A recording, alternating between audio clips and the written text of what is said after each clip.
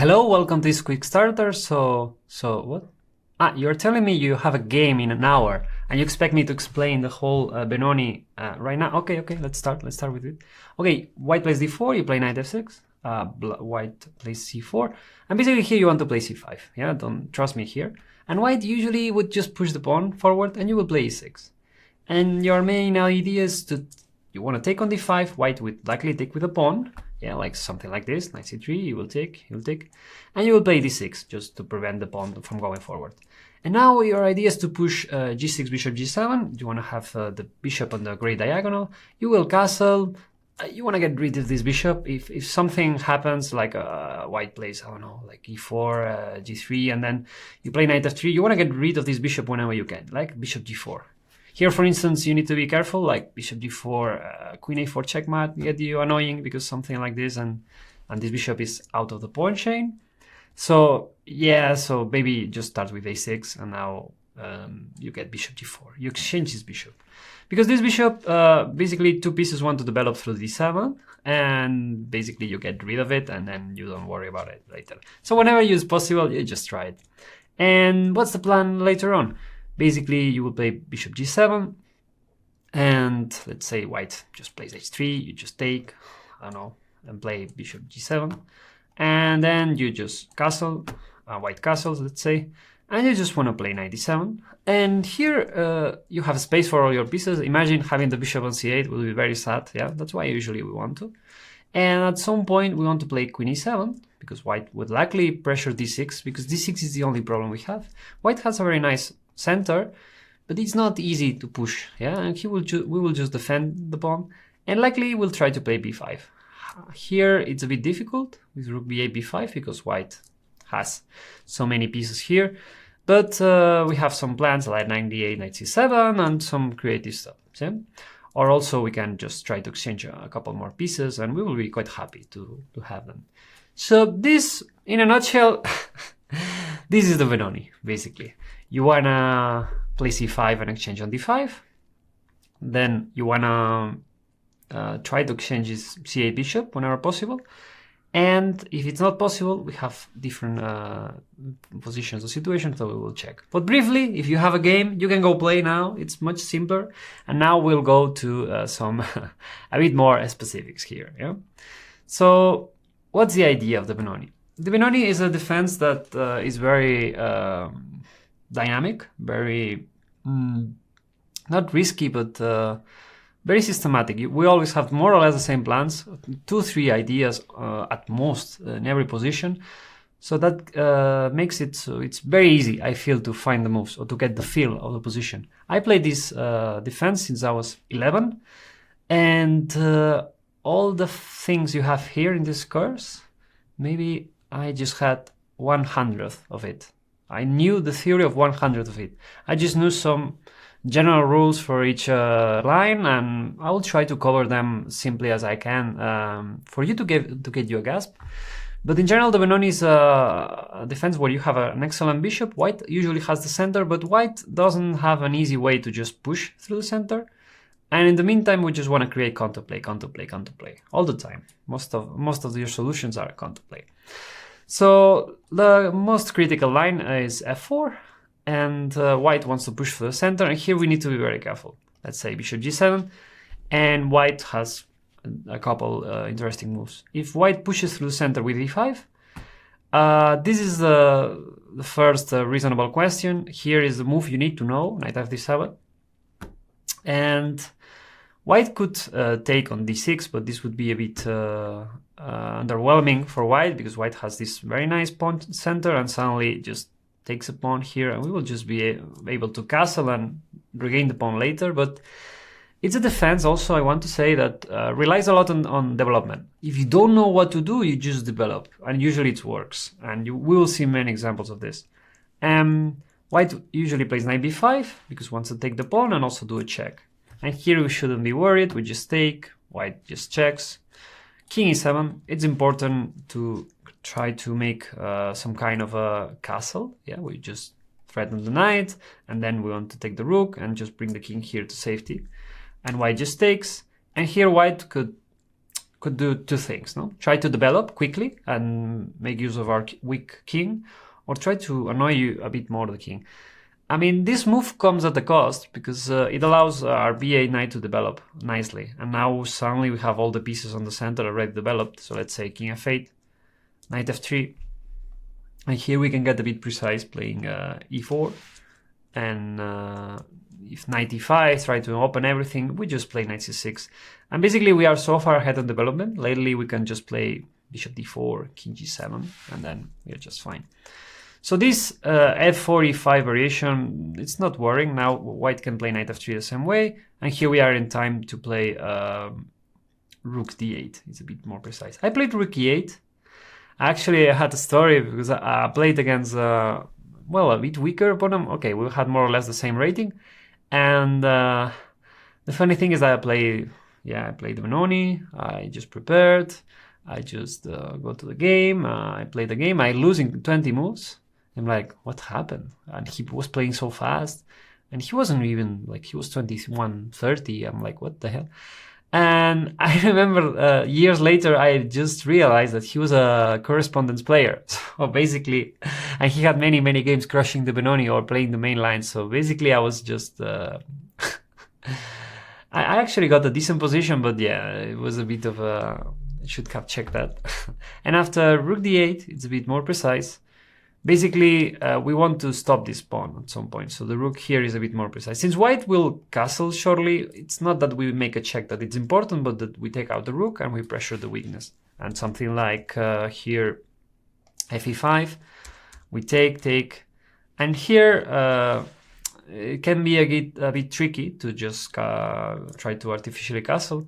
And here we have this very creative plan that I really like, to play knight d7, f6, and basically we have like everything well defended in the center, like a huge block on the dark squares. And usually our bishop on e5 or the dark square bishop is super strong. And here we could even just try to bring the king to the queen side since we have more pieces here and we will be safe. I mean, in general, this e5 variation is not worrisome. You play knight fd7, you play king e7, and you will find the moves. It's not too difficult, let's say. So white's most challenging variation is bishop b5 check. Bishop b5 check is maybe the sole reason that people don't play the Benoni in the move order that I suggest in this course. Why is that? Because here we would love to play knight bd7 or bishop d7, which both look kind of a reasonable development. But here against knight bd7, white can play e5. And then it threatens the knight, yeah, in one move, basically. And also threatens to play e6. That e6 would also pressure the knight. And basically, black is more or less losing a piece. Here there are some funny lines with take, and knight h5. So we have queen h4, but this was proven to be wrong for black, sorry. And I remember when I started playing the Benoni, this wasn't that bad. We had names like Cheparinov playing this with black. But okay, since the engine got better, now it's unplayable, let's say. And it was really fun to play the Benoni in those eras because, yeah, I would say some advantage for white, but no one could really out-prepare, like, or get a deep preparation as of now. It's wild how in just, 20 years it changed completely. And it was a really fun defense, and even I played it recently, and even now it holds up a bit, let's say. So here the main issue is that we need to play knight fd7, because bishop d7 has the same problem. So basically white is kind of happy. White has different approaches. We will see in the course that white can play bishop d3 or bishop e2, because now, let's say white kind of won a tempo, because at some point we want to play knight f6, so basically white doesn't matter that much that spend the tempo playing bishop b5, because after retreating now, since we will need to play knight f6 later on, we won a tempo. White also has, let's say, bishop d3 or bishop e2, knight f3, but those will be more explored in the course, and those aren't that dangerous, let's say. So here bishop b5, knight fd7 is the main move, and here white again has bishop e2 and bishop d3, and also a4, which is the main line.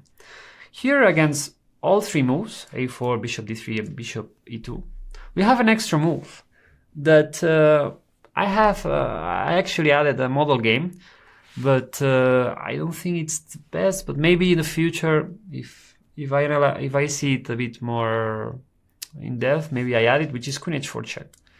It's such a, I mean, everything that your first teacher told you, you just throw it in the garbage. Yeah? You lose tempos, you play with the queen twice in the opening, and so that's why it's not that recommendable. And white and black just goes back to d8 or to e7.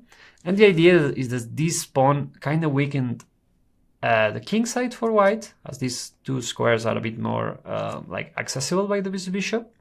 And also, one of the plans for white, which is a bit more deep, is to reroute this bishop through h4. So basically, we kind of prevented that, and we kind of habilitate our weird bishop on c8. But in general, it's also risky. I mean, it's very interesting. I'd say you can try it. I have the mobile game, I said it, and you will... But okay, it's not the first thing we cover. And here I recommend castle. This I had many games, and here after knight f3, knight a6, and white, and our idea is to put the knight on b4. Yeah?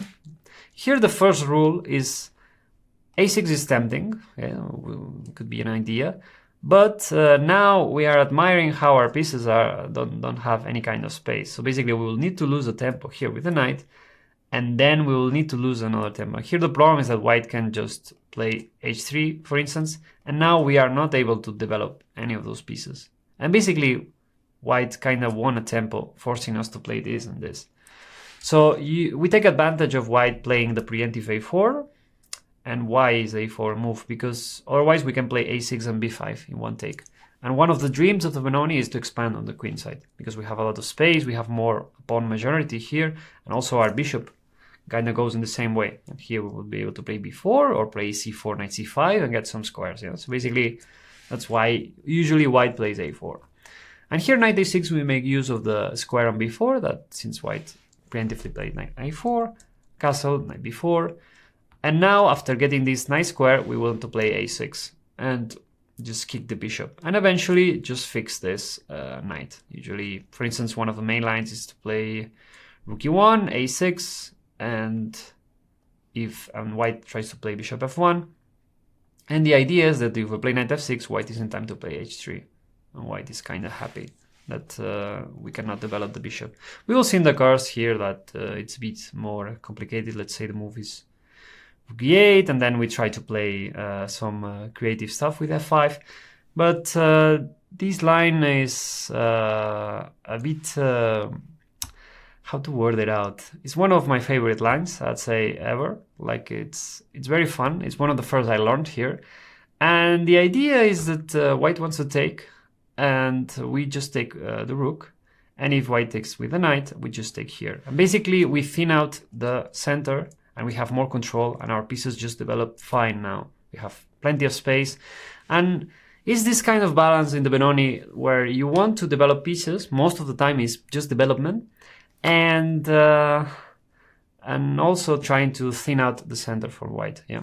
So basically this is a kind of a reaction. We need to do something. Basically here we cannot do one thing. We cannot do this thing neither. So basically we do what's left, which is to counter with f5. So usually that's what I really love about the Benoni. You barely have room for mistakes, I would say, in the opening.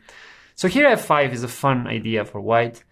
It has some advantages and some inconvenience. White gives up our square on e5, so basically our knight is very happy, but also kind of closes this bishop and doesn't allow us to do much with it. So here it's kind of a risk reward, because white often will try to attack and try to get this bishop closed, or try to play f6, or try to move the queen and try to, I don't know, just bring more resources here. While we have this bishop on c8, it's a bit stuck. And this knight on b4, I mean, it's kind of a Damocles sword in the sense of, it's very nice, it has a very nice square, but often also controls some air, let's say, some squares that cannot access. If white can access to c2 and d4, then it will be excellent. But usually, so it's some kind of, be careful as well, yeah? And here we want to play a6, since it's kind of a general rule to kick this bishop and to ask white this question now, like, where is your bishop going? Because that's why white would play rook e1 first, to play kind of bishop f1, to just have it secure. And here, since the bishop on c4, we kind of get b5 at some point. Knight e5 threatens the bishop, so we create more of tension. And here gf5 was the move suggested by Parligras, and yeah, it doesn't add up. The problem with the Benoni also is tricky, that the pass of time usually it's tricky with the engines getting better and better, and now this move basically is too risky, I'd say, because here ef5, knight b6, bishop d3, which is not an easy move to make.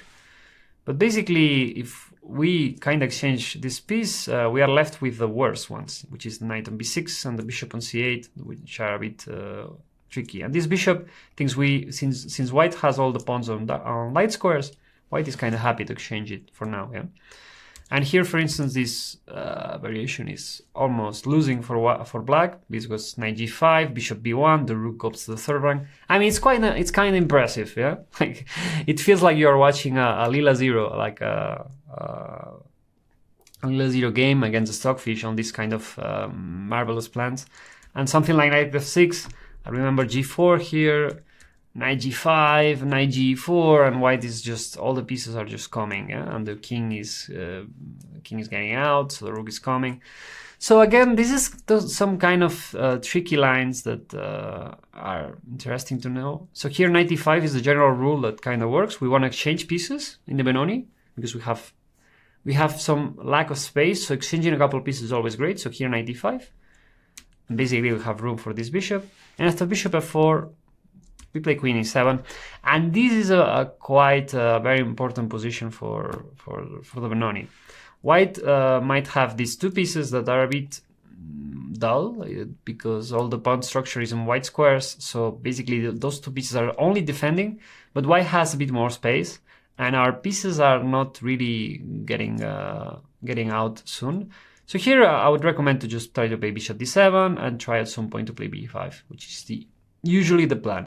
So usually, for instance, white takes, and we will play bishop d7, rook b8, b5, and also we will be careful of not getting mated with f6 and queen h6. But it's not that dangerous because our queen on e5 is perfect. Look at this piece. We've got this blockade. Like, we affect both flanks. We even thread some checks here, and basically the attack from white is not really, let's say, it's not an attack that it throws pieces at you and eventually kills you. It's a strategical attack. That's why also the Benoni holds up his ground, the ground very well, because it's not easy to kill it. It's not a simple attack. Usually it requires at some point I will add a piece, and now I'll need to control a square. I mean, it's very difficult. In my experience, white tends to have issues to control everything, because with black we kind of give the center, we give the initiative, but we have an easier plan. Yeah. So basically this would be more or less, which is f4. You need to be careful, and bishop b5. You need to be very careful, but in general, white doesn't have a way to kill you, like to just throw everything at you. So it's not that difficult, I'd say. So basically, this is the most critical way. Here, we will see we have alternatives or ways to, if you think your opponent will play f4, we'll have ways to dodge it, like to delay, for instance, the Benoni, to not play e6 and ed5. But white gets another advantages. We will see it in this Quickstarter as well. So here, white has many other options here besides f4, and the most important ones start with knight f3. Another way to play important thing to consider about the Benoni is that usually the more extended move order is to play e6 first, yeah? And after knight f3, to prevent the Nimzo-Indian, which is bishop b4, that is usually considered very good. I actually recommend knight f3. Now play c5, and basically this way we kind of prevent all the e4, f4 ideas. Yeah, but again, here it requires as well you to know the Nimzo-Indian. Yeah, so it can be interesting to play this move order because some people never enter the Nimzo-Indian. I actually did this move order without playing the Nimzo-Indian. So see, if my opponent would play this, I would play c5 either way. So if you already know the Nimzo-Indian, it's very good move order, I'd say. But here as well, I consider that after c5, white has different interesting options, which are g3 and knight c3, and or e3 even. And basically, we were forced to kind of get out of our setup with the Benoni. Let's say white plays e3. Here we are kind of forced to play d5. And basically, this is a queen's gambit, some kind of symmetrical stuff. I mean, it's obviously, well, relatively close to equal, but the thing is, it completely changes the spirit of the Benoni. And if we start with e6, sometimes white can play a bit more passive, and that's why I chose to play c5 and move one. And we have alternatives like, as I said here, to play with g6, which it's a bit more conservative. But yeah, I prefer the move order directly here, because even against the sidelines with knight f3, now we'll see, we'll play c5. We'll go for the direct stuff. So our idea with this course is to play dynamic all the way. Yeah. So let's say knight f6, c4, c5, e6. After all this is explained, e4, and white can play knight f3. We play g6, and here white has 2-3 setups that are very interesting. One of which is to put the knight on c4. This is a key aspect of the Benoni. Usually the knight on f3 wants to go to c4, and basically from here it allows white to just push with the center and also pressures our weakness, which is the d6 pawn. So it's usually a really important thing to have in mind on all the tempos, because if white managed to do that, it's annoying. So for instance, if white plays knight d2, we play bishop g7, knight c4. This is the most direct approach. And here we cannot challenge the knight, because usually you will be seeing a lot of times that if white tries to play knight d2 later on, we usually play knight d7. And whenever the knight goes to c4, we have knight b6 or knight e5 if we already have another piece defending e5, because in general we don't want to take with this pawn, because it closes our bishop, it creates a pass pawn, and it changes completely the idea. We want to have the e file and the e5 square to all our pieces. But here we cannot afford that, and we suddenly realize that this position is annoying, because white is kind of pressuring here, developing the bishop, and we'll have kind of permanent pressure here. And it's also hard to play a6, b5, because a4 is usually a good answer. And here we have two options. Yeah, the key option, or the main option, is knight bd7. That basically we can sacrifice the pawn because white is still very late in development. We have many lines that you will need to use to get used to development and initiative, and to count tempos. What do you mean by that? It's here white has still 3 tempos to castle. So it's tricky for white to just keep moving the other pieces, because here, okay, taking on the 6 will imply another piece, and we are already castled and we developed 3 pieces. So dynamics is a very important thing in the Benoni. You will need to be ready to sacrifice material, to create an imbalance, to just ask the question to your opponent, like, okay, I just keep attacking. How would you defend? There is no easy way, so I'll just push. But here, okay, you can learn this line, but I highly recommend you to play 98, like to know 98. I actually played against a Grandmaster 25-30. Like 16 years ago when I was 2200, and I drew the game actually decently comfortably.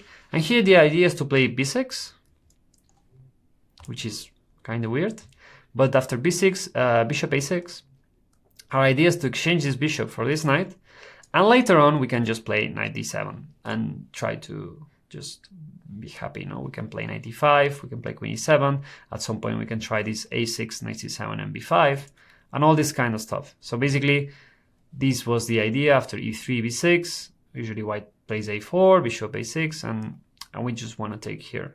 And in general, this is a bit better for white, but it's much more practical. And for you to know, for now, this is fine, actually. And yeah, I got a good game out of it. So again, most of the lines, we will have a safe but a bit worse option, like a more strategic or idea, but then a precise option for you to just, when you have time to memorize. So here I would recommend this. And if you have time, just go for this line. For instance, to give it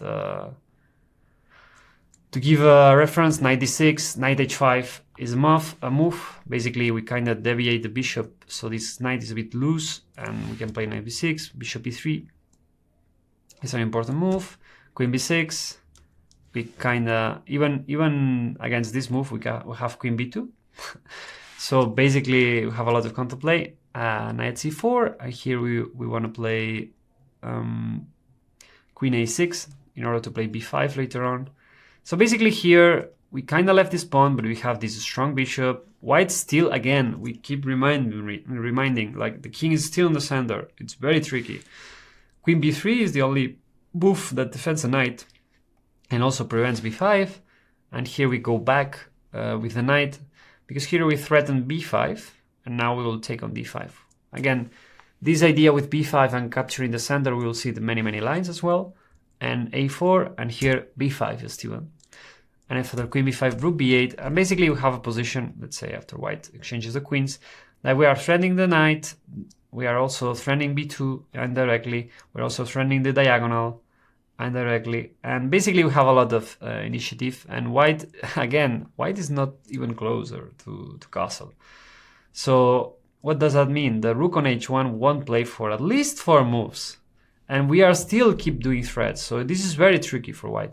So another thing you need to have in mind while playing the Benoni is that dynamics matter a lot. I will insist, I know I already said that, but dynamics matter a lot. You cannot stop considering a variation until the waters have calmed down. Because, again, the main issue for white, I feel, in this kind of structures of Benoni is that they are not used to getting permanent counterplay and also getting into tension.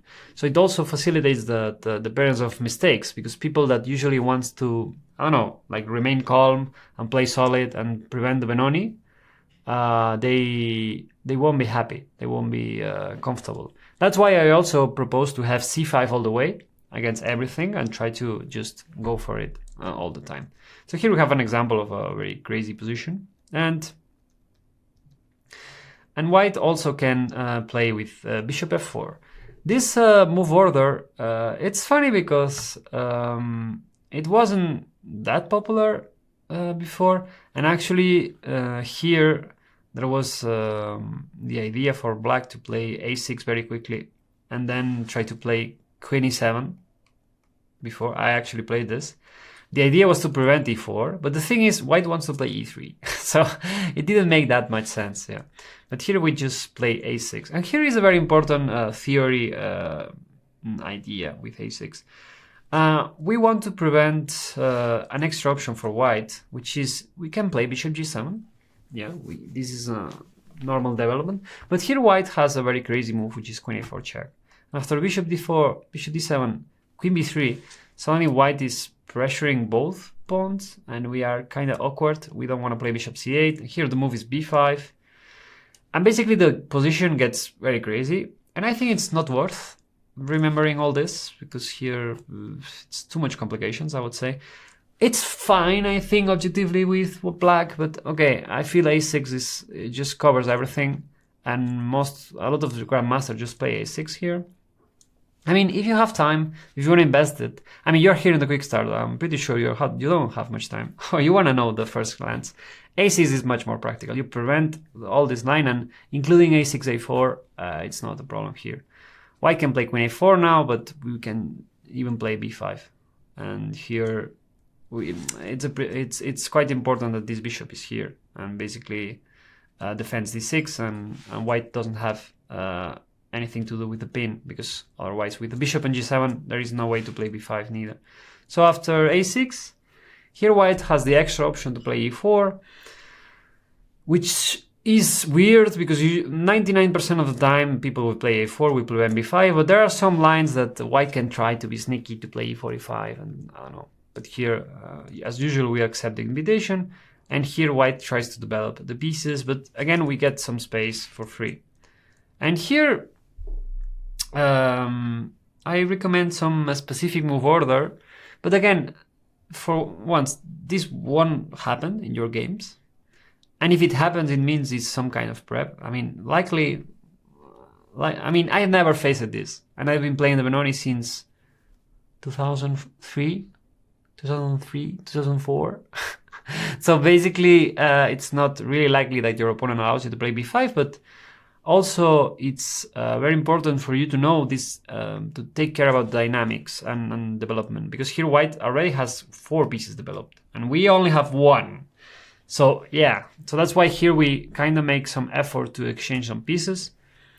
And here white has some kind of advantage because we spend a lot of time, but okay, so bishop g4 is not that good because here white can try to play a4 and suddenly we are kind of losing the light squares, and we have small problems like our knight on b8 cannot be developed in one move, so we need to spend some knight e8 or something.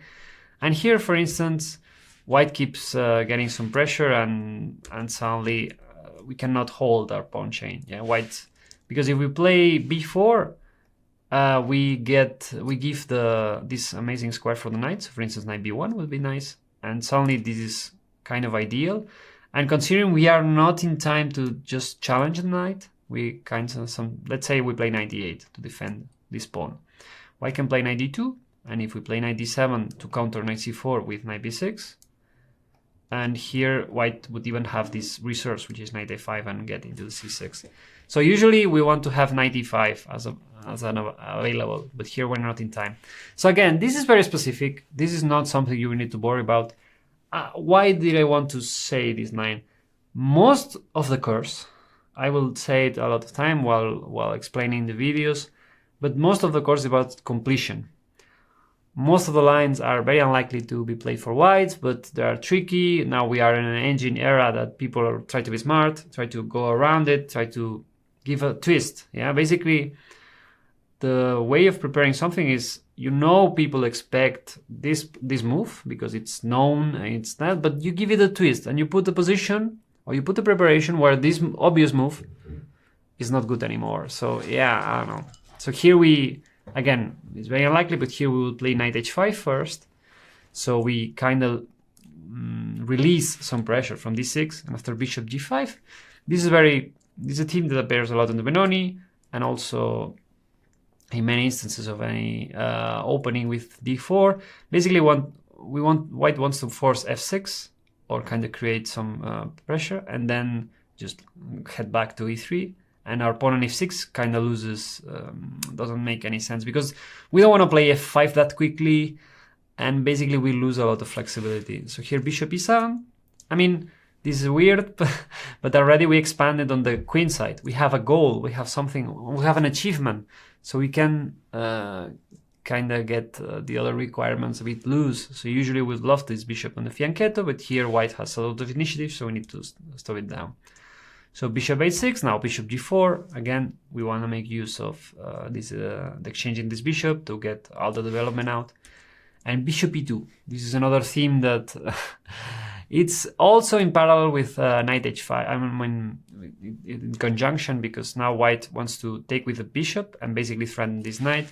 So again, I want to make emphasis, this is very unlikely that one opponent plays so smart without knowing. Now we play knight d7. I mean, we are not forced to play bishop f3. We can take whenever we want. And after castle, we just take here, for instance. And now the idea is to play bishop g5. So basically we exchange all the pieces that are not doing that much, and we leave white with all the 2 pieces that are a bit more passive and conservative. So this is in general the idea of our goal of this Benoni. Yeah, we exchange the bishop, and here the bishop on h6 is annoying, you exchange it, but since we got the space on the queen side, we can afford to exchange pieces that usually we don't want to. So yeah, I don't know, just wanted to say that some of the lines of this course, like, don't get too lost and watch them. I usually say it, which lines are more comfortable, more logical or not, but here 99% of the time you will find a4. And here bishop g7, queen e7, as we said, doesn't make sense since white wants to play e3. And white usually starts with h3, because if we 3, again, we get rid of the bishop and we are very happy. Again, I remain queen e7, then later on with castle and knight d7, this knight goes through here and we play b5. This is more or less the blueprint that always goes. Castle, and here white has many moves. I mean, playing e4, here we'll see, it's very obvious. Well, not very obvious, but it's very risky, and why people play e3 is that now we can take on e4 and then play f5. So white is not able to defend the pawn. Like, for instance, we make use of the development here, and we play f5. Basically, white is losing material already, yeah? And we kind of exchange, and also we won a pawn, and we exchange a couple pieces, so it's great. So we have room for the knight, for this knight on f6, and this bishop will later on go to d7. So basically we have squares for each piece. There you see the kind of the pattern, yeah? Like every line we kind of look forward to, okay, how do I want to get out here? So e3. So here it's a very reasonable question, what to do with our pieces. Because this bishop doesn't get out. This knight doesn't really have a square now, because the d6 pawn is hanging. And if we kind of play normal, white will eventually just move. White wants to move the bishop away, wants to take the knight, put the knight here, as usual, and then leave the bishop and just push, you know, with the center. This is more or less the plan. So here knight e8 is a very interesting plan. And the idea is to be able to move this knight, and also to secure the e5 square, so put the knight here.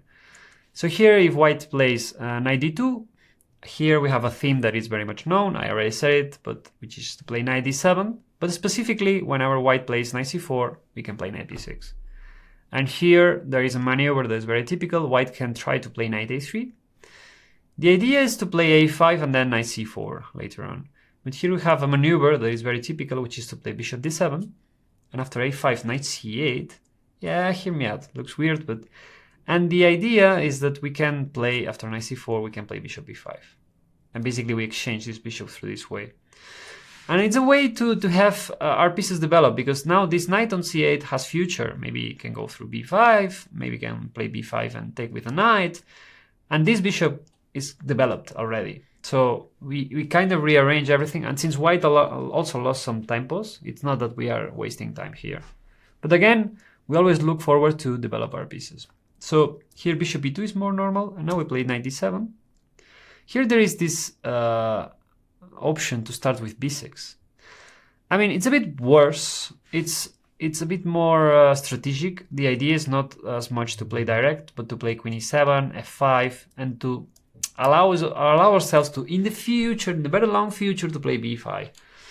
It's a bit worse, but it's a bit more, let's say, it's a good idea in practice. We have model games from Gashimov as well to understand these structures, and why sometimes to play b6 and to just in the future have the opportunity to play b5. And why do we want to play b6 relatively quickly? Because a5 is a must, usually the future for white, to prevent any kind of b5, and also to prevent ourselves to have the pawn chain, let's say, all together. Yeah, you have d6, c5, b5. Basically, this is the dream. Yeah, whenever you have the pawn on b5, this is the dream.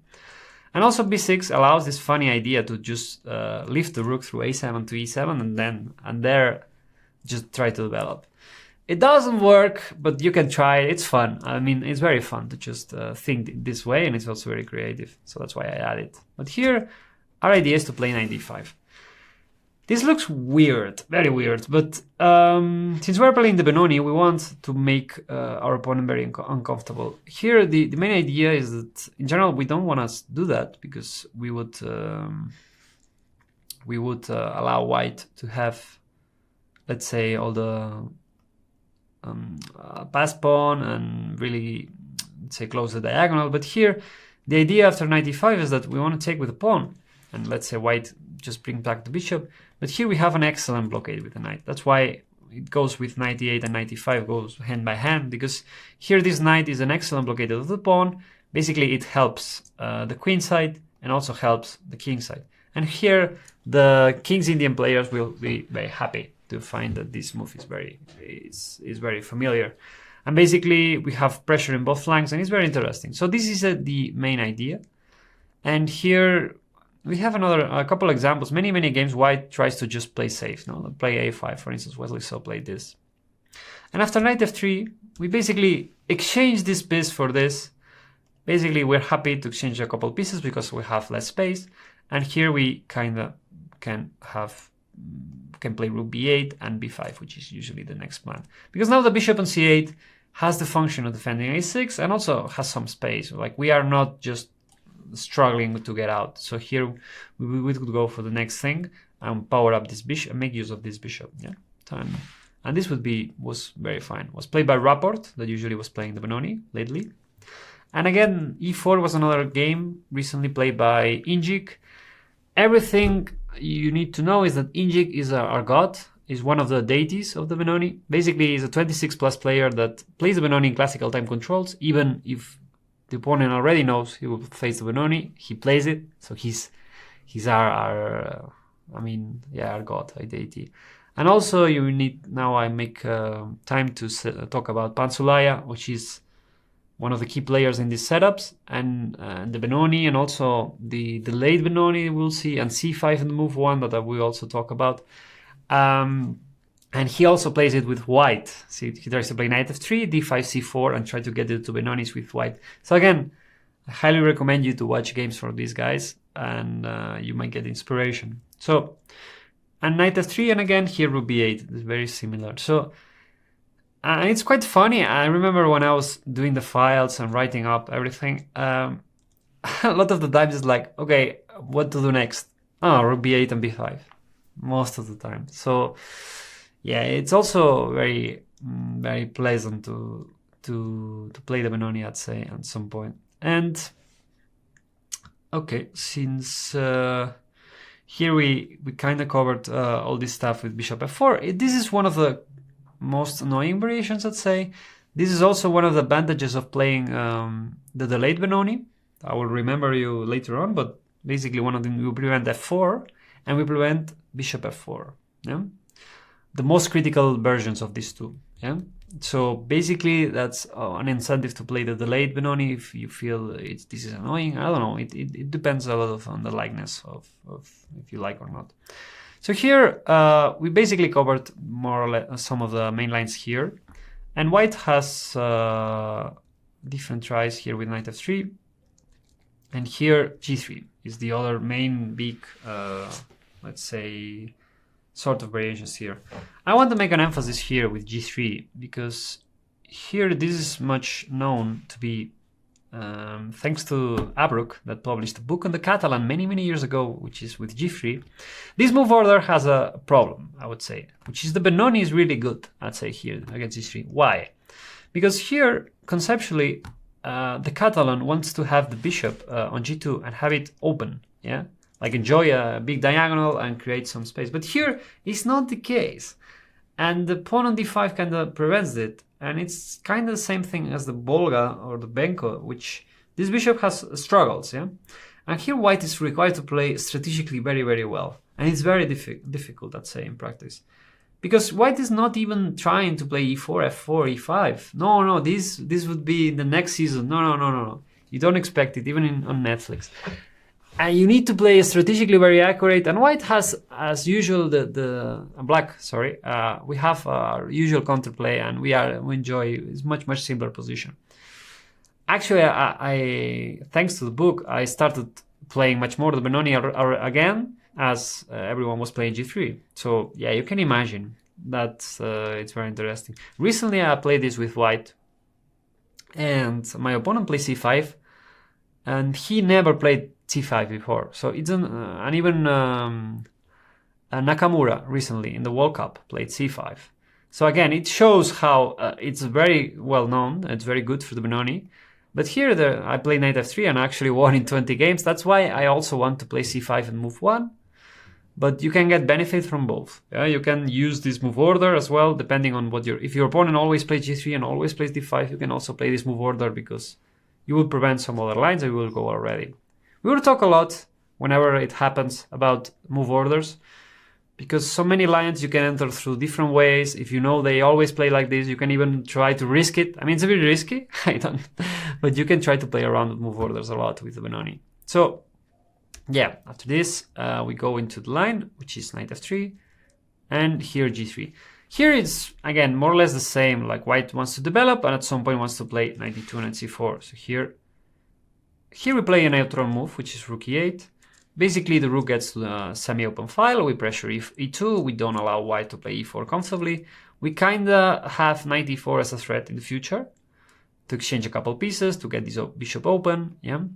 And we also get ready for white, if white plays knight e2, to play knight d7 and to counter knight c4 with knight e5, yeah, which is something we've seen plenty of times. And yeah, this theme is very important. Yeah, we don't allow white to play knight c4 because here, for instance, if we kind of get sloppy and we try to, I don't know, I mean, there is not much other moves. That's also a great thing about the Benoni. Okay, let's think about this position and suggest me a move which is not knight d7.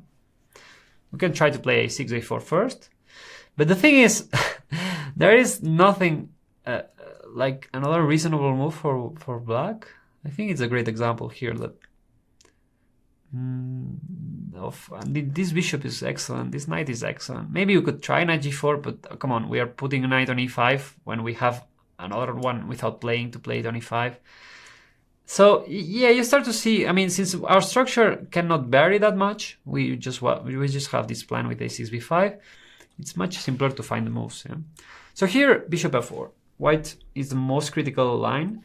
Here there was a line with knight e4, but this is completely nuts, I'd say, because here knight d2 and white wants to go to c4, and here we put the rook on b4, or try to, but here without the pawn on a4, this is, for instance, now a3 is interesting, and after taking here knight c4 and white is taking here, I mean, it's completely crazy, and we are very, and also what I don't like about it is that it's white having the initiative, it's white having the development, and usually it's not like that in the Benoni. Yeah, like we have the easier plan. Yeah, and here, for instance, rook f4 was one of the main lines, but this is completely nuts, I'd say, because after here rook b1 and white wants to play knight c4, e4, e5. That's the best plan, and basically we lose. Black loses control of the game, I'd say. We sacrifice an exchange to have these pass pawns, and white already has, as we said, we have this weird bishop. So to make sense of this position, white tries to play e4, e5 and open the position to the rooks and to the bishop. Yeah.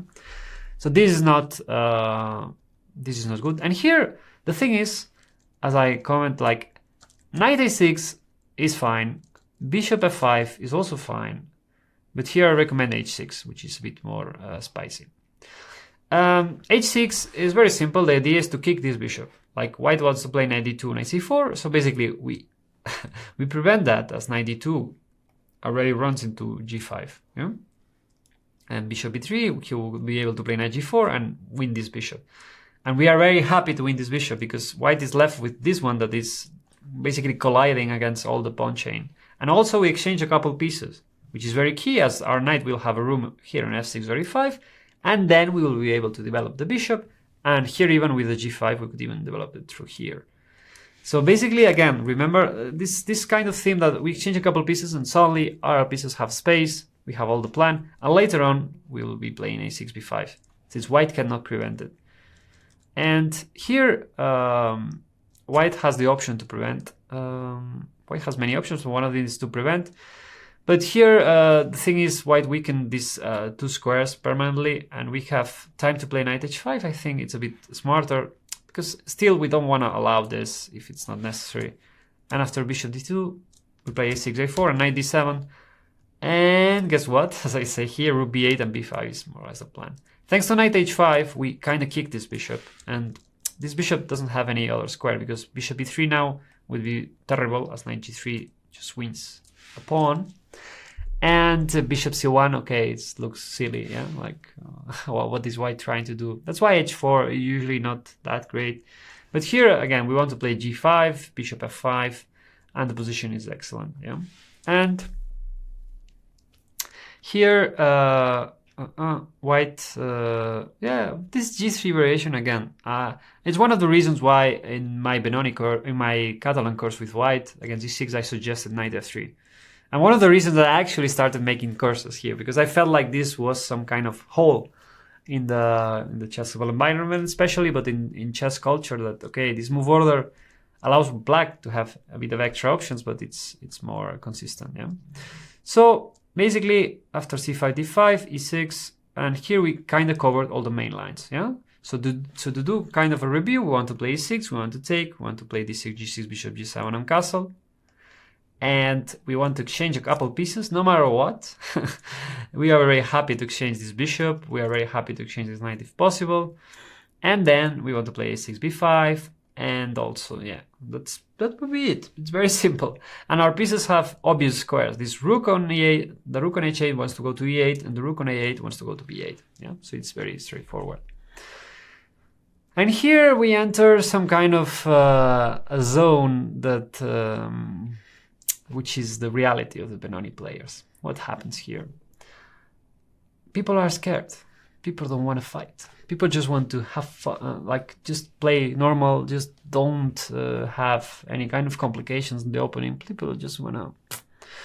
So that's reality of the Benoni. Not all the games will be as much fun as those lines we've seen, but most of players, many online, if they are not prepared, they are not ready for the Benoni, because Benoni, what you need to know as well, which is very important, is imagine yourself, you're playing, you're a d4 player, yeah, you're playing all your repertoire. You basically start checking the Nimzo-Indian, then you'll take the Slav, the semi-Slav, the Queen Gang is accepted, maybe the Chicoring, maybe even other lines, like maybe the Dutch you want to kick, also the Bogo Indian, like there are many opponents. The Queen Gambit is declined, yeah, like many opponents you will prioritize first.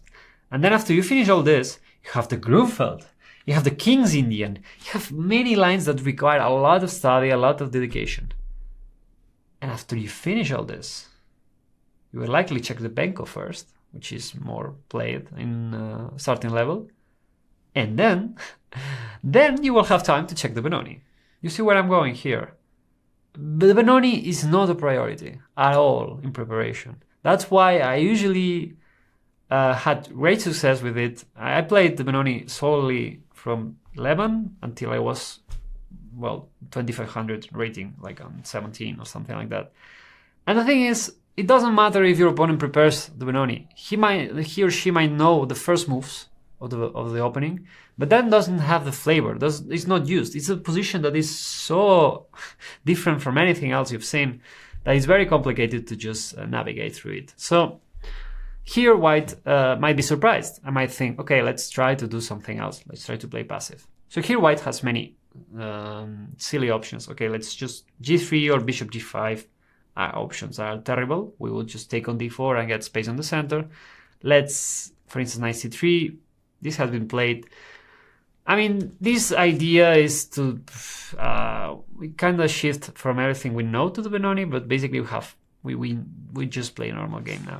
Like after, I don't know, queen d1, just play e6, and then we develop the bishop. Let's say, for instance, bishop b4, and here we have, I mean, bishop d2. We just play d5, and we can play this isolated game, which is a6, castle, and then the bishop goes to g4, the rook goes to e8, the rook goes to c8. I mean, the isolated game, the isolated pawn game after cd, ed, it's kind of similar to the Benoni. Basically, we usually have 1-2 squares for each piece that are pretty obvious. We have many moves that are dynamic enough.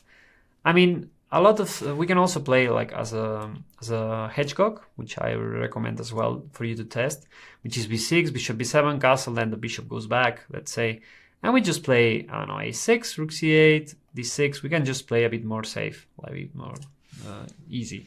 So okay, this knight c3 is very weird. Yeah, you won't find people allowing you to get space in the center, but it's for you to understand that White can try to just play a random move like knight f3 and not try to get into the main stuff. But here knight f3 is the most common move, and you'll be happy to know that we play one of the craziest lines still, so which is take and e5. e5 is kind of sus in the sense that after knight d5, White is getting the d6 square and also having some control of the d5 square. So basically, if we kind of play d6, which would be something normal here, bishop g5 is very annoying. We kind of get the version of the pelican, but White played c4 instead of e4. And the thing is, the light square bishop will be much better, and White has excellent control of the squares. So usually e5 is not the move you want to make, but here specifically you want to play d5. You give up a pawn. which is amazing. First of all, I want to just briefly say that wherever the knight goes, we can just seize the center and just play d5 and get space. Queen d5, let's say knight c2, I don't know. We just want to play d5, we take with the queen even. Because if we take with the knight, e4 could be, well, okay, here we could take with the knight, couldn't be that bad. But in general, we want to take with the queen, we want to take the knight, and then knight c6, f6, bishop e6, bishop e7, maybe king f7, because it's an endgame. We prefer the king here closer to the center. And the thing is, why black is even better, and we have a very pleasant gameplay. So this would be the general rule. I played many times these positions. And after knight b5, we want to give up the pawn, yeah?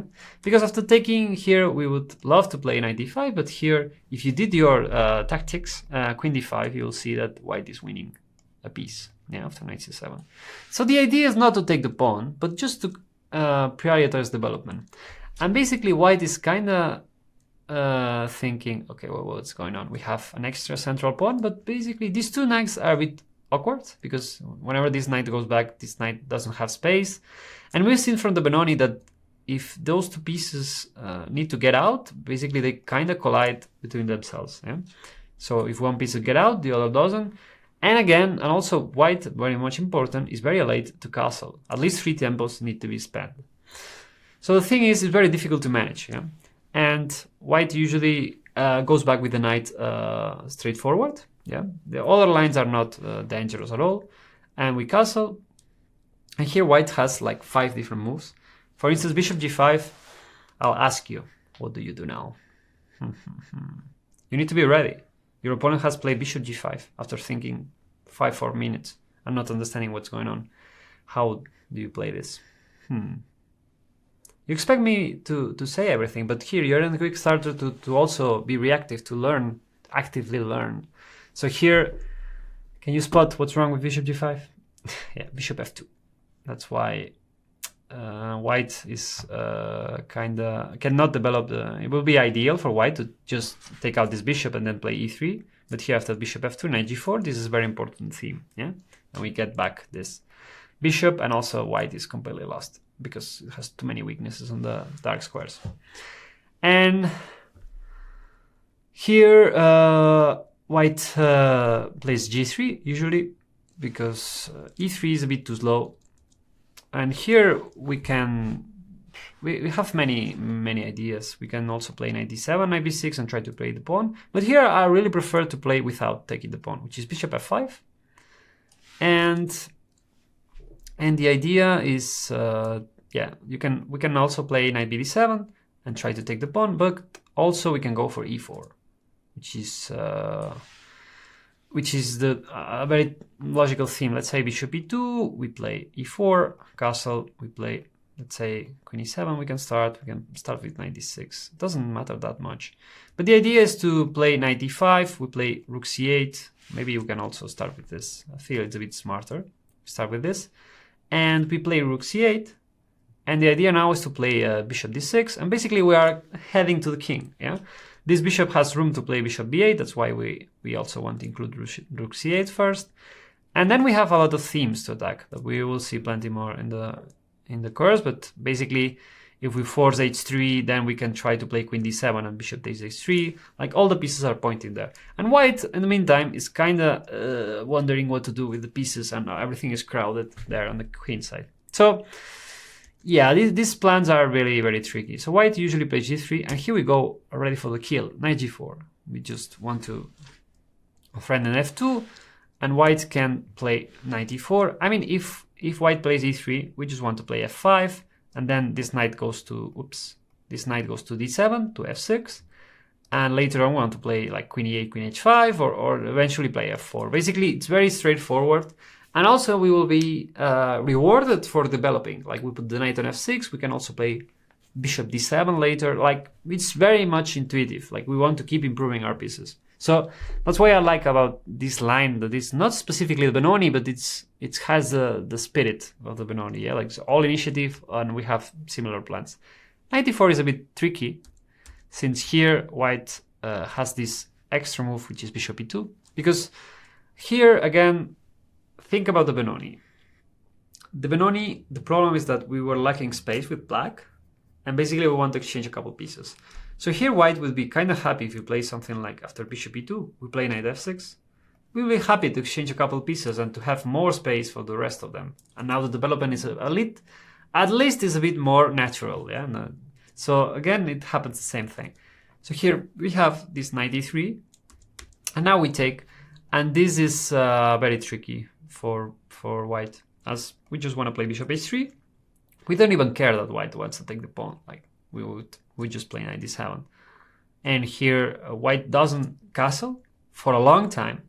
And basically we have time to activate the rest of the pieces, and we have an amazing position, like all our pieces are just coming into action, and white is still wondering where to castle. And if white tries to castle long, we also have some threat and some pressure here. So this is such a difficult position, I'd say, in practice for white. And yeah, white wants to prevent entering the Benoni, so we are very happy to create the chaos. So it's really a fun variation. So usually white, if white tries to be, let's say, tries to play safe, white doesn't want to play safe like here. Tries to play before, tries to give it even ahead, yeah? So here, that's when all the other move orders here enter. So here, let's say knight f3, which is one of the key ideas for white. This allows the torre attack, this allows the London, the famous London, this allows the Zuckerkot, this allows many setups that are kind of safe for white. So this is one of the most important things you need to know here. So here what do? We do c5, of course, we play c5. Here we have many moves that were suggested in other courses, but the thing is, if we start with e6 or all the Benoni, as the other course was talking about, the Parligras course was recommending e6. Here what I don't like is if white enters the Zuckerkot, we have nothing similar to the Benoni. We are basically playing the Queen's Gambit, and there is nothing related to the Benoni. Not dynamics, not strong bishop, not sacrifices, not development. It completely changes the pace of the rhythm. That's why I also don't like the e6 move order, and I prefer to risk it a bit more, and we go for c5, which is a bit more challenging. Let's go. White can try to defend it, and the thing is, here we obviously are fine. And here, for instance, if you play the Caro-Kann, you could take and play d5, and basically you are entering exchange Caro-Kann. If you play the Queen's Gambit with white, you also have a familiar feeling of this. But yeah, here I suggest Queen g6 to basically kind of have some kind of spirit of the Benoni, and white can try to play d5. And this could be reached from a different move order, like knight f3, e3, d4 is a possibility. And here we enter basically in a Benoni with an extra tempo, which is fine. Here usually the thing is with this c5, which is not advised that much, is that white can try to play without c4. And what's the advantage here? White can play e4 and basically take with the e-pawn, and then this knight goes to c4, yeah? So basically white still has the square here for the knight. And this was usually considered not that good for black because it is more difficult to challenge, but here we have the same old plan to try to play to counter this knight. And also white has less pressure in the center because the pawns are less, well, has less pawns basically. So here h3 was tried to not exchange this bishop. I mean, this position, we have more space. It's not as intimidating, so we are not in a hurry to exchange the bishop as well. So here bishop c4 was an example of a game. And here, for instance, knight b6. Since we are not allowed to play e6 comfortable, we play knight b6 first, and after bishop e2, e6. Here we take, and here bishop d7. And basically we developed everything. And here we want to play rook e8, and at some point knight a4 would be very nice. Because again, if we exchange a couple pieces, like this knight it's a bit awkward here, our rook e8, knight e4 would be also excellent. And we would basically exchange the most relevant piece for white, which is this knight now. Because let's observe these two pieces. Basically they cover nothing like that we can use. And we have all the pawns covering, and the bishop on e2 doesn't do much now. So basically exchanging that knight would be very nice. So here Against a4, we have different approaches. We can play rook e8 and try to play knight e4 later. Or we can also try to play a5, which is not a move you would like to do at all. But in this specific position, this could be interesting because white doesn't have a way, since we prevent knight d2 from the get-go, as knight d5 is a huge, well, we just win a pawn. So here white doesn't really have a way to move, but here rook e8 would be fine. Try to go for knight d4. So yeah, I mean, this kind of weird positions, these weird Benonis, it's more about understanding the ideas, the reactions with e6 and the plans for white and how we develop the pieces in 3-4 moves, yeah. And yeah, and it's not that dangerous, yeah. And here, if white plays c3, let's say white tries to play the Benoni and the London, sorry, I'll try to go. I highly recommend you to play queen b6 or queen c7 even.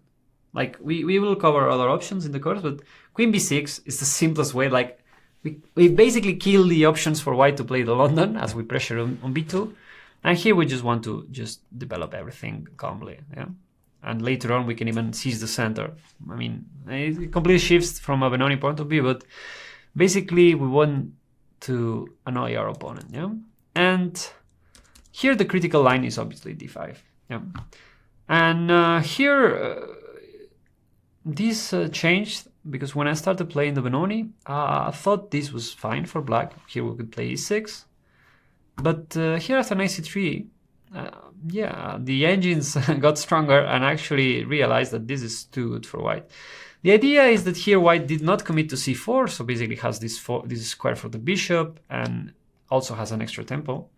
And here the idea is to just play e4, bishop c4, castle. And the problem is that having this pawn here and without a white pawn on d5, we have very weak d5 square and very weak, also d6 will be kind of isolated. What does it mean to be isolated?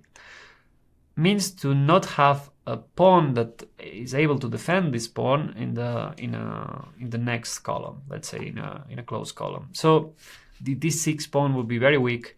It's very frail, and also we don't have an objective plan. Like, we don't have a set of rules like, okay, you go this, and then it's easy. No. So that's why it's also tricky, and yeah.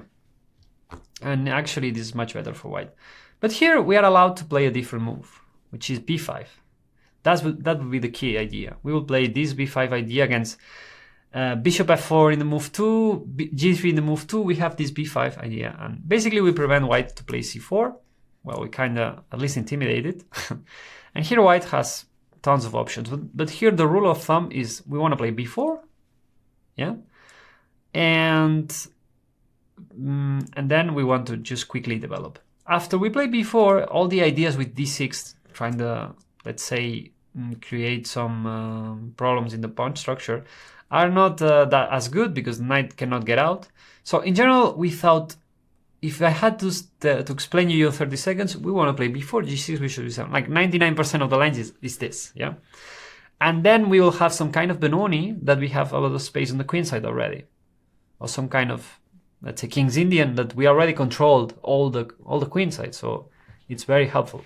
So here c4, it basically transposes to the Benko and Volga with the knight on f3. And here we still play b4. It's the most practical. I even play queen a5 and try to play b4 and to force white to play bishop d2 and then b4. It's very nice. But here b4 is more practical. I see. a3 is the most challenging line. Otherwise, we just play again. We play g6, bishop g7, d6, castle, and later on we play e6. Basically, we kind of shift the move order. We play e6 or e5. Even we could even try to attack in the King's Indian style. And basically we obtained this for free. So here a3 is the most challenging, but again, we just want to quickly develop. And white can try to get space in the center, but again, we want to develop. And here the thing is, everyone played castle as d6 feels to be losing a pawn. But here after e5, knight g5, which is a very incredible tactic motive. After taking f4, and funnily enough, this knight doesn't have a square. Yeah? So, but here we want to play d6, and here a very nice conceptual idea is knight f7 and a5. And suddenly, let's say white plays queen a4, we can play knight a6, very important move. And basically want to play knight b4, knight c5, and look at this amazing bishop, look at these powerful knights just for the price of a pawn. And also this knight on d2 is very stupid, because we have all the pawn chain, like it's not helping the knight to develop, and this knight usually would love to be in c3, yeah? So this is excellent for black, I'd say. And yeah, a lot of lines are very development oriented. We just play b4, and most of the lines, I try to fit them all conceptually and make sense, I'd say. So here, white has another options besides knight f3, which is bishop f4, but here we have the same approach, c5. And here, white can play d5, but basically we have e4. Here, just briefly, there is a chessable course that recommends this queen f3. Another chessable course also recommends bishop d3, like knight f3, move 2, and then this kind of sacrifice. But here you just need to know queen f8 check. You just need to know you need to make this check to defend the b5 pawn, and then here after knight d2 you can just take with the bishop and then queen b6. And basically then you will be able to develop everything. Just for you to not lose, because I've seen recently 2690 lost with black. So yeah, in a classical game. So e3 will be the most likely move for the London player. I mean, a lot of chessable courses recommend d5 on a London, which feels a bit... I mean, you will be very happy to see a London player playing a completely crazy position. They are not used to. They are used to just developing the pieces and switch the brain off for the first 15 moves. So yeah, I don't know. It's weird, the idea to kill the line, yeah, the alternative that's suggested. But after here, I also prefer queen b6. Again, we can play many moves. Many moves should be fine, but I don't like to allow white to play a simple position. So after queen b6, white has knight c3 or knight a3, but against both, we don't want to really take on b2, but we want to kind of make white commit to move the knight. And here we just want to play d6. I prefer this setup against the London, and it was important to play queen b6 first, because otherwise dc5 would be annoying, and we would lose the right to castle. And here we can take with the queen, which is a bit better. And the idea of d6 is kind of negating this bishop. This bishop will be out of the game, like for a while. And basically, we have a very nice conceptual idea, which is g6. And here, hear me out. We will learn a lot of strategy here. We have two threats, most importantly, bishop g7 and b5. Yeah. So white wants to prevent them both. Let's say white plays h3. We don't want to play b5 too fast, as we are still yet to castle. Let's say we play here, here, here. And here maybe b5 is already an option. So white plays a4. So we are prevented with both ideas. Yeah, b5 getting space, and also knight h5. And here the idea is to take on d4. Yeah, to play this position, maybe bishop e6 first, maybe it could be a way to start. And the idea is to focus on the queen side. I think taking on d4 is a bit more precise. In case of ed4, we can go for bishop e6. And falling in love, our idea is to play bishop d5 and to play knight c6 and e5, which is very much known, is a theme much more known with white. When white plays knight f3, g3, bishop g2, you can also get benefit from knowing this plan to play that plan. This is very tricky to face for white now in this position, because we suddenly push everything, and we push all the center, and we push all the pawns, and we get a lot of space out of it. And if white takes with the c pawn, basically we have this nice square. That's why since white played a4, so we can play knight c6, and again, similar ideas with bishop e6, the knight might go to d5, maybe h6, bishop a6, knight d5, f5 could be very interesting. And later on, let's just give a move, you know, like let's say h6, let's say knight d5, bishop here, f5. And here suddenly we want to play bishop e6, bishop f7, and later on e5. And we have everything pointing to the queen side, and white is still waiting, like not doing much. So we have time to put the rooks in, and all our pieces are very harmonic. So this kind of strategic setup is very punishing for white. And okay, it's a bit more deep than the things I teach you. But I feel it's very important for you whenever white tries to play solid, safe. We just want to understand where to go, and it's very tricky. Like, and also it's very trendy for now that white plays very simple positions and gets a win. You've seen in the World Cup, you've seen in the World Championship that the openings weren't that important, but understanding where I'm going. So that's why I put a lot of emphasis that what is white doing, what is black doing here, because it's a very simple position, and simple positions are much trickier, I would say, because you are allowed much freedom, and humans are not good with freedom. I'm not advocating for dictatorships, but what I say is that, for instance, the Benoni doesn't allow you to have much freedom. You have a couple moves that are possible, and that's it. This also helps us to not make mistakes, to not create plans too over the top or too passive or too aggressive, let's say. So, also, well, it needs to know that queen b2 is a draw, I think, directly. And after knight b5, knight d5, if you want, you can have this draw. I mean, if you want to get in, but I don't look for draws. I don't know. If you play the Benoni, you are not looking for a draw, okay? Just look another course. If you just look for the semi-Tarrasch course or the Queen Gambit accepted, maybe if you're looking for a draw, but not here. We are going for the fight. And on that topic, just don't offer a draw. That would be my advice. So here white has another two ideas. One of these is knight c3.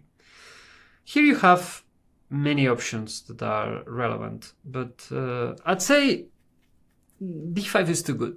That's the thing.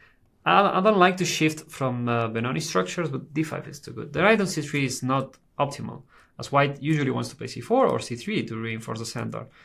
So here white already privates himself from the move. And here, in general, we want to play c5 at some point. So basically, it's dynamically it's similar to the Benoni, but we also have the center. So I feel it's even better as the Benoni. Like, we have similar plan, but we even have the center. And here bishop f4 is the most played move, thanks to Niemann, Erigaisi, and many of these guys that start popularizing the Joao London. Well, Joao, most of it. Lawrence Trent also, it's a great advocate of this, but I actually played with white 2 years ago, and I remember facing Ibic, a very strong, I think he's Serbian player. Please, hope I'm not starting a war here. And the idea is very simple. We just wanna, if white tries to play h4, which is the critical idea to h5. Here you just need to know you want to play h5, castle, c5, knight c6. Bishop f5, rook c8. You don't even care if white takes on c5. White is not ready. So we just develop everything. I just tell this to my students. I just know this. I just know this. You just do this and it works. Yeah, and I won a couple games already with this setup. So yeah, just not much like that. I mean, it's very intimidating, but it's very easy. And actually, I lost the game without much effort without feeling that I could do anything. And actually, yeah, then I played with black and I won many games and like, okay, nothing more to do. Knight f3 is less ambitious, but here knight b5 is the critical one. Here the main idea is that if we play c5, we get this weird knight here without sense, and white will be able to play c3, a4. We'll get some kind of a London, and this knight gets in a weird square. So here we play castle. And here we threaten knight h5, basically get this bishop, yeah, and play h6, g5 and try to achieve this bishop. So white has a couple options. If white allows us, we play knight h5, and if white plays h3, we want to create counterplay. We don't want to allow white to get comfortable. So here we play knight e4, yeah, and we want to play f6, e5, and we want to just open everything up. And the main take here is that the bishop, the pawn on f2 is hanging. So here, if white, I don't know, tries to play something safe, like bishop e2, let's say c3, like something safe. We could even play f6, and after here we can play e5, yeah. And white cannot take everything on e5 since f2 will be falling, as we have a couple pieces here. Yeah, you can check it now if you want, calmly. And then if white gets out the bishop, we can just take, then play c6, reroute the knight, and just just even some plans with knight f4 and something like that later on. We're very happy to get some space in the center back. Yeah. And if here, very important, if white just plays normal, needs to be known that c6 is also a huge threat. And white is white has a problem with his knight. And after knight a3, queen a5 check is very strong. And here we have one of the best, I feel, tricks I've ever seen, which is the b5 idea, which is, let's say, something like knight d2, as white needs to prevent the check. And here there is this queen b4, basically we're threatening b2, rook b1 is the most. And here there is this b5 idea, which is kind of insane. But the idea is that we will take on d2 and then play b4, and this knight is trapped. So white is kind of forced to play c3, and we just win a pawn. I mean, it's just for you to understand why here it should work, because here if I only give you knight d2, it's like, okay, what if white just develops what's going on? Here we have a double threat with f6, c5, and also c6, queen a5. Yeah? And here, knight d2, we will just exchange. And again, we exchange a couple pieces, which is usually fine. We have more space now. And here, knight c3, knight c7. And here I really enjoy one plan that it's very deep, but it makes a lot of sense. And white is a bit helpless, which is b6, bishop b7. And this knight usually goes to e6. So basically e4 is very difficult for white to make, as the d4 pawn is always hanging. And this bishop is basically here controlling air, not doing much. And the knight on c3 is not doing much either. And then we want to play queen c8 and bishop a6. We want to exchange these bishops. So basically leave white with the worst pieces. And then when we exchange all this, we want to put the rooks on the center and d8 on c8. Yeah, let's put it on red, since we have already so much colors. And then we will play c5 later on. So this is a very... I like to give you some different kind of ways to approach positions. This is a mid-long-term plan, but it's also very healthy, I'd say. If knight a3, since white doesn't have that much presence on the center, we will be allowed to play something like knight c7, and now rook e8 and e5. We could shift the plan, and basically we seize the center, and we have a very healthy position. Yeah. So yeah, I mean, it's great to exchange a couple pieces and to lose out the attention for white. So yeah, this I don't feel it's worrisome. I feel you will get excellent results with black. I'm pretty sure. No, I mean, every student I recommend it. It's so easy, I feel, and it's also so trendy. So it's good for you to know. Here you could also play c5, which is the Benoni itself, and we will cover some stuff. But precisely this move order, we don't play it, and you will see why. Yeah. So yeah, I don't know. Just d5 is too good here, and just hear me out that this is not the same as I recommend, and you will see why. Yeah, just get these two ideas. And here white can also play bishop g5. The Trompowsky is a very cheap, let's say, opening for... Usually it's teach to people that start d4, and against d5 you already have your repertoire with c4, the Queen's Gambit. But against knight f6, it's like, okay, you need to check the King's Indian, the Grunfeld, the Volga, the Nimzo. I'm like, oh my god. So white usually is like, okay, let's play bishop g5 for a while. From time to time, I even played bishop g5 for a change, and actually covers so much that it's kind of worth to know it, at least to know the basics. And here, what a surprise, we play c5. Yeah. And I've been playing this since I was already 12, so yeah, these positions are very interesting. White usually takes here, and the thing is here, almost every move is good. You could play d5, you could play e6, but c5 is a bit more challenging here. And since the idea, again, you are buying a Benoni course, do you expect us to play something safe? No, just go somewhere else. Here, ef6 is something that has been played many times, but it's kind of irritating to me because after dc5, this is terrible in practice, I'd say. Because white wants to play e3, g3, b3, c3, bishop g2, knight d2, and basically we have this isolated pawn for the rest of the game that we can never exchange. And yeah, the engine might be happy playing something like, I don't know, d5 and putting the knight here and defending everything, but it's terrible. It's we don't have anything dynamically, and we are playing the Benoni for God's sake. So no, we need dynamics. Yeah, we don't want a position that it's only white that can improve the position. So here gf6, And basically white has 1,000 moves here, but in general, taking on c5, we get the center and bishop pair. So I don't know, you just need to know that here at 94 is tricky, as 96 is coming, and white is exchanging our bishop. So here we have this bishop b4 check, and now d5, which is very smart. And the idea is that if white tries to take here, we just have a very impressive center, and white has a double pawn in the flank, which is not ideal. We have double pawns in the center, we are controlling the center and getting some key squares from white's pieces, and actually we can just even push this, but white doesn't have much. So here we're even better, and since it's an endgame and we are not very exposed, we don't mind exchanging the queens. And if white tries to play safe, we basically get some, like with c3, we play d5, we get the center. I mean, this kind of stuff, it doesn't work often. Here you need to know that this a5, and then let's say white tries to defend it, which we can just take and play b6. We basically crush everything, and usually you need to know that this pawn on b4 ends up being loose. Yeah, so it feels like white is defending, but not really. Yeah, and after e3, we just take on d4 and queen b6. I feel this is very easy to know. I mean, d5 could be played as well here, d5, but this is already problems for white, as how the hell are you gonna defend those two?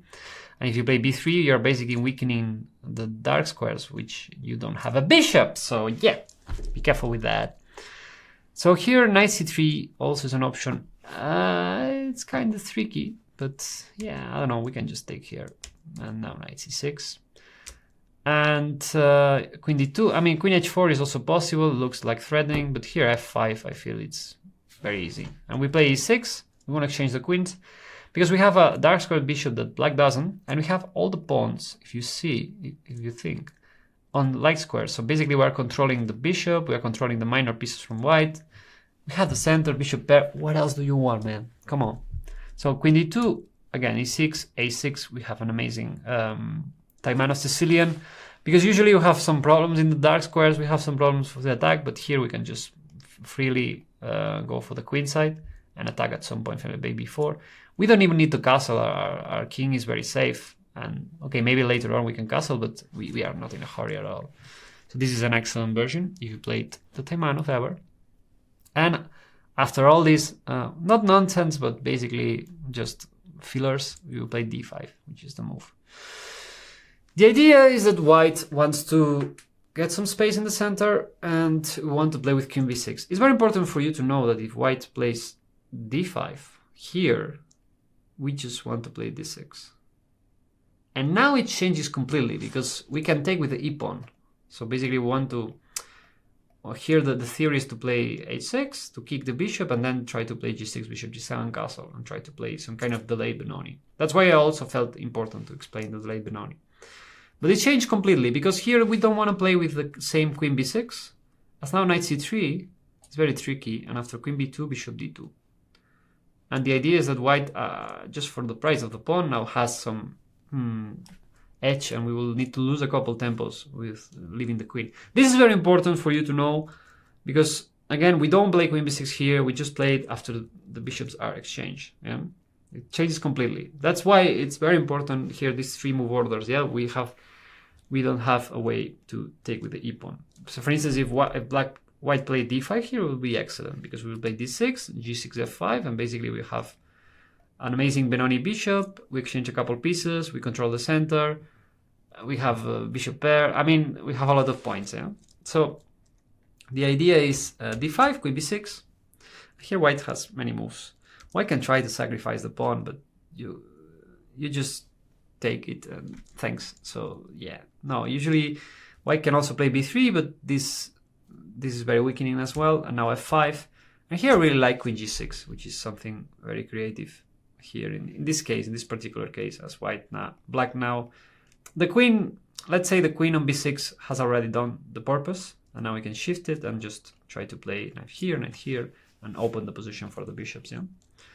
So here the most common move is queen c1. Yeah, this is also in Plichta's course, I think, and which is quite recent, and he does his job very well. So you might expect to see a lot of Chompovskis. So here we play f5. Here bishop h6 was some kind of a trendy line, as we cannot take the bishop thanks to queen b2, and here f5. And this is already very good and logical, as we prevent f4. It was a threat since b2 was in the air. But yeah, just play f5. And here white has a couple safe move orders. But here c3 is an option that many people play, but actually allows us to delay bishop g7. And here we just play d6, here. Basically later on we can play bishop d7 or e6, and we get all the space in the center. So basically we are looking for improving our pieces, yeah. And after e3, bishop g7. The theme with these Trompowsky variation is that we need to know where the pieces are going, and it can get very tricky. So don't need to be too creative with it, I would say, yeah. And here, for instance, again, c3, d6, and we want to play knight d7, knight f6. It's very similar. And castle, and now we want to play rook e8 and e5, yeah? And later on, after we get this kind of space on the center, white usually doesn't want to exchange. Like white wants to prefer to make use of these double pawns, because now it fixes everything for us, yeah? We have all the amazing pawn structure, d5, with all the space. I mean, missing the g pawn doesn't mind much, as white is very passive and we have the bishop pair. So yeah, so usually white would want to just leave. So here we would just move, let's say, the bishop away, now the queen away, and try to play b5 and keep expanding. That would be more or less the blueprint, yeah. And yeah, I don't think it's dangerous at all. I feel it's very safe, and we will expand a bit more on what white can do. And yeah, this plan was pretty successful, and we got very interesting games all the way. So basically, we kind of covered everything after knight f6. This would be the main ideas for the course. The principal knight f6, trying to go for the Benoni, trying to go to critical lines. But here I felt that we needed a complement, like something easier that you can play, something cheaper, I would say. And some alternatives for you to, I don't know, I have a game in 1 hour, I have a game in tomorrow, and I don't know what to do, it's very complicated. The thing is, this option with here playing g6, I mean, the thing is you are required to learn all the main lines to appreciate this alternative with g6. Thanks to g6, as we said before, but maybe you don't remember, we prevent the critical bishop b5 check, and we also prevent the bishop f4 e3 variation, which are the two most annoying variations in my opinion. So it's worth to know, but for the most part we will transpose to most of the lines we are explaining in the other curves. So here, for instance, we will be transposing to knight c3, bishop g7, e4, d6, and here, for instance, if white plays h3, castle, here e3, e6, bishop d3. White has the extra option to take with the e pawn, as we will see.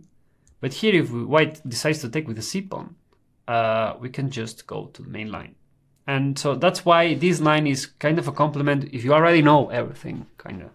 Because here, usually that's why also black doesn't delay the capture, because here taking with the e pawn, it changes everything.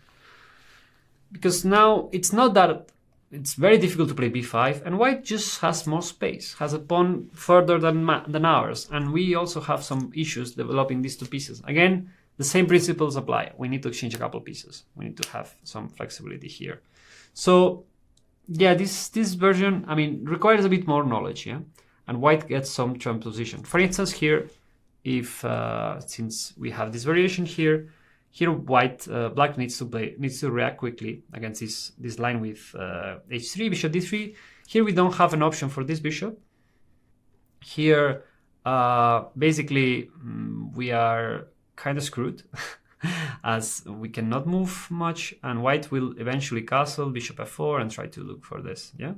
Here you have model games with a different idea, well, more practical idea, which is knight h5 and a6 and knight d7, and we kind of want to play against this bishop. I feel it's suffering. I mean, I'm the grandmaster which has more games with black and white in that line, so I have a lot of experience. It's suffering and pain, but it's playable. You have the model games, And here I recommend b5, which is straightforward and very known. So if white can try to castle to not take the pawn, let's check it briefly. And we just will expand here and basically try to play a5, bishop a6, and just exchange our annoying bishop and then develop the rest of the pieces. This should be fine. So here, obviously, white tries to take, let's say a3 is another option. But here, again, we play b4 and bishop a6. I mean, works amazingly well, yeah? And knight b5 is the most critical principle here. White can also play bishop b5. Here, you just need to know that knight e4 is a must. So here, this sacrifice, you just need to know, yeah? Like white try to prevent bishop g4, try to defend the center and play e4. So white played very ambitious. So, but didn't castle. So that's why we have this counterplay. But here you need to know that this sacrifice and now queen a5, we just bring down the bishop. After knight d2 we take, and after knight here, queen a6, we don't allow white to castle. And after knight d7, and after knight c4, knight d7, and after knight d5 here, it's our idea, white would castle. Here we basically have a lot of compensation for the pawn. We have many model games that black even won. I won this with black. We are a pawn down, but white has some issues developing the bishop. Tell me how you can develop the bishop if this pawn is falling. And if you want to play rook b1, this pawn is falling. And also the d5 pawn is very exposed, as the rook will come here, and maybe with the bishop we can blockade and take the pawn. So our bishop is much stronger than the other bishop, and we have actually chances to win. So this line is important to know, because yeah, this line was usually considered the trickiest for black to face. But now with this b5, well, this b5 is quite known for a long time. Knight b5 is the only reasonable, I feel, option for white to challenge. Here we don't want to play knight e4, because here white has this extra option with knight g5. And I actually played this with white, and it's funny because it feels like this should be fine with f5, but since the e6 square is very loose, here for instance, I feel maybe knight e6 already could be very strong. And we take the piece, but now queen d5 is very strong. And basically white is doing a huge double threat with e7 check and the queen on a8. So this knight g5 basically kills the line with knight d4, so here we are forced to play rook e8 instead. I mean, it's a move we could not afford when the bishop was here, as we would lose the rook, but now it's possible. And now we just take the pawn. And here, I mean, you're just required to play... white can have small threats, but here we have something good. And let's say in midterm, we basically thin out. We changed a side pawn for a central pawn. So basically, this pawn will be permanently weak. This pawn will also be exposed, as we have the B column. And after bishop f4, we just play a6. Like, this is a move that we play against almost everything, as even if rook e1 was played threatening the knight, we just want to first kick this knight out.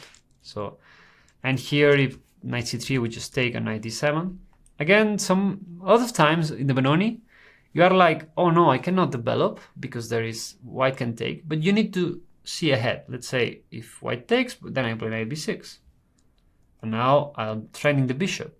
And if white takes, I take here, and I'm threatening here with these two pieces. So basically I take back the pawn and develop everything else. Yeah. So white can try to get fancy with knight a3, but here bishop b2 is so complicated. Knight c4, and actually black was completely lost in a few moves, but here just knight f6 and knight c4, bishop c8, bishop f8. We kind of defend everything and we want to develop. And bishop c2 is the tricky idea of the engine, but we can, since we cannot develop anything now, it's not that pleasant to allow, because here, for instance, it's a bit different. Like if white takes, we give up our bishop. So yeah, maybe we can get back the pawn, but it's completely different story. Yeah. So here a5, I feel it's like, well, how can we develop? So we play a5 to play bishop a6. It's mostly the only thing we can develop. That's also, again, I want to make this insist. The Benoni rewards that people trying to look for opportunities, because we cannot do anything else than to play a5. It's the only way to develop things. And bishop b2 would be a bit too passive, because after bishop a4, we are maybe to trouble. Maybe we can play rook e4 here, so maybe it's still not that bad. But The bishop here in b7 also, after white can force to defend this pawn, can get very tricky as it's in the middle of the column, and it's not completely developed as it's close by the pawn. So again, it's not the perfect development. That's why we look forward to a5. So basically, this is the critical line you need to know on this setup as well. But I wanted to introduce you to this move order so you understand that basically white has the extra option to shift from the cd5 alternative to the ed5 alternative. So, and here we'll briefly check bishop e2, which is the line I recommend in the course. And here white already tries to take with the e-pawn. Again, if we take with the c-pawn, it transposes to a6. Here we want to play bishop g4, and this is just, I feel this is just excellent. We want to change the bishop, and then we are more than happy to have this kind of structure. And then we will play again, we set queen e7, all this stuff. And after ed5, this is the tricky position as we want to develop all the pieces, castle, castle. And here we have this bishop g4, but I mean, the problem here is that, okay, after h3, take, the issue here is that the position is solid, but too solid, I would say. We can play knight e8, knight d7, f5 to kind of control light squares, yeah, and also dark squares. But it's too boring, I would say. That's why I don't recommend bishop g4, as we cannot push for b5. If white prevents us with a4, I mean, it's much more symmetrical, so it's a different story. So here bishop f5 is more or less the idea to play knight e4, yeah, and to exchange a couple pieces, yeah. So rook e1, knight e4, and basically here white tries to get active, but here we could already take on f3. We prefer that as this bishop is very bad in this pawn structure. Since white wouldn't be able to open the position, we have this very nice blockade in the light squares. We would just take on f3 and knight d7. And now knight e5 is coming, and we are actually even better. Like the e file, we can challenge it. We can also play a6, b5, as this b2 pawn is kind of weak. And white needs to spend a tempo here. And white has some concrete problems. Let's say white plays rook b8. We can even try to to just take a pawn, as we have a double threat here. And we can just play for the column, rook e8, as this rook needs to be ready for defending this. Here we are already much better, and these kind of structures are okay. Are just very tricky for white to understand. In my experience, yeah, like it's something known, but people don't really know how to play these positions. And here you will see that well, we will get much deeper into it in the course, obviously, since you will need to know already everything, so it's not something I would specifically recommend you. But finally, I want to stop with the last chapter we will cover in the course, which is c5. I mean, c5 grants you, like, it's a bit... I like to add this course because I lost a game against Pansulaya in a very weird fashion. And here, usually, it's not recommended to play knight c3, like to play c5 without c4, because knight c3 is much better. So yeah, so we'll have this, white has this extra option. But here, actually, this is very interesting, I'd say, because we prevent f4, we prevent all the critical lines. Since white cannot afford to play, we will transpose to f4 variations. Let's try to, like, if white tries to go for f4 here we have a funny move that you will see in the course, which is bishop takes c3 check. And that's why, if you remember before, we talked about how if you play d4, let's say, we were talking about here before, you play knight f6, knight c3, here d5 is much better. And here, if we enter this position, this is a bit tricky, because if white plays e4, f4, it kind of transposes to the Pirc. And I don't want to get into deep theory. I propose this c5 because basically we are out of books. And here we don't want to play knight f6 yet. And here the idea is if f4 to play this extra weird move with queen a5 and knight f6 and e6, and suddenly white is kind of struggling to defend the center. And in knight f3 we just want to play the normal Benoni. And we just want to play e6. And here if white takes, we are just fine. We'll just play d5 and we get the center.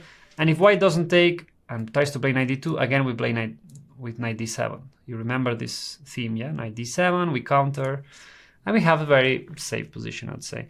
So yeah, I get a bit deep into that, but this is very practical. If white plays bishop c4, and here, and this is an excellent idea to surprise your opponents. Actually, I was like, what is going on? After knight c3, my opponent took the knight on c3, and I'm like, what? What?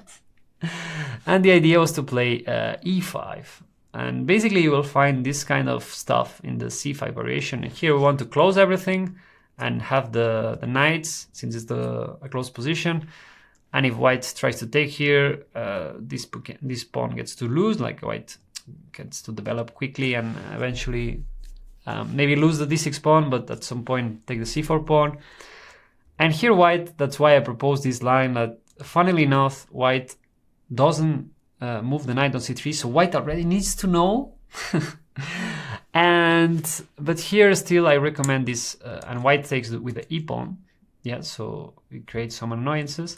And here knight d7, and the idea is to play knight d5 quickly. We exchange, since this is a weird move order, we exchange the pieces before even developing, and now after knight d7, knight d5, the position is excellent. Like we have a good squares for all the pieces, and we have a very good harmony. Yeah, I want to finish with a subtle thing that you need to know, which is a very weird move order, which is if you start with e6, knight f3, c5, e3, and well, c5, d5.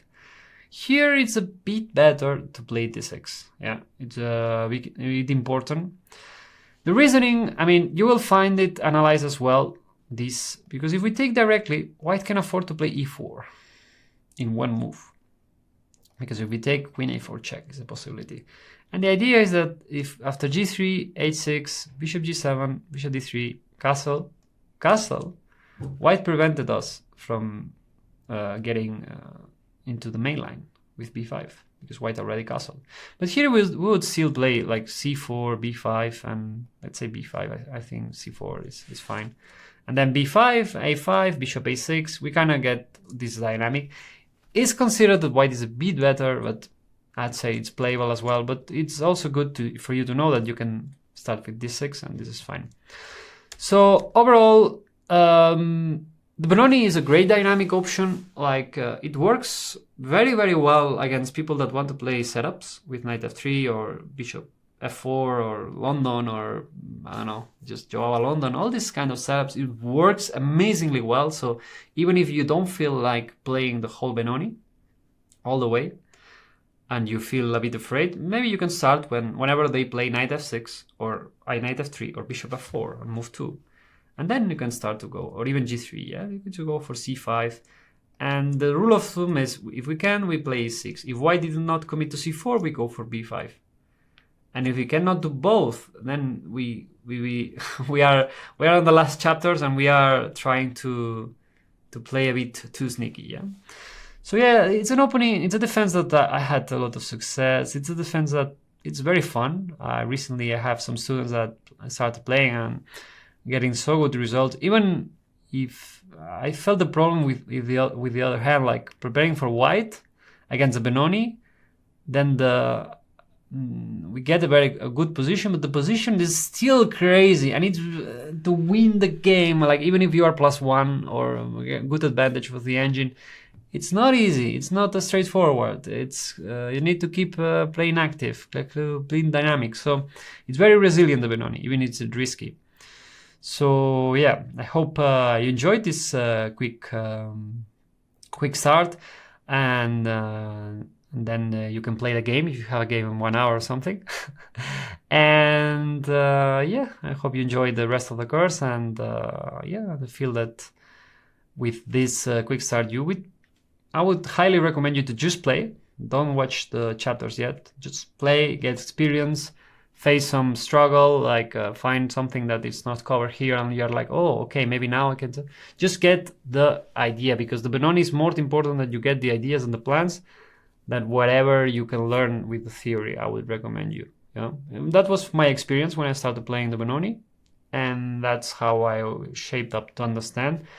Because since you are starting to play very early on, let's say you have the plan, but then at some point you start playing because white plays something else. You get a lot of energy because you don't need to waste a lot of time, like or a lot of energy in memory, and basically play now, get some experience, and when you're done, go to the files and get deep preparation and get more prepared for classical games and enjoy a line that basically lasts forever. If you need to win a game, what would you want to do? You will play the Queen's Gambit, accepted. You will play something solid. No, you will play the Benoni. So hope you enjoy and see you in the course.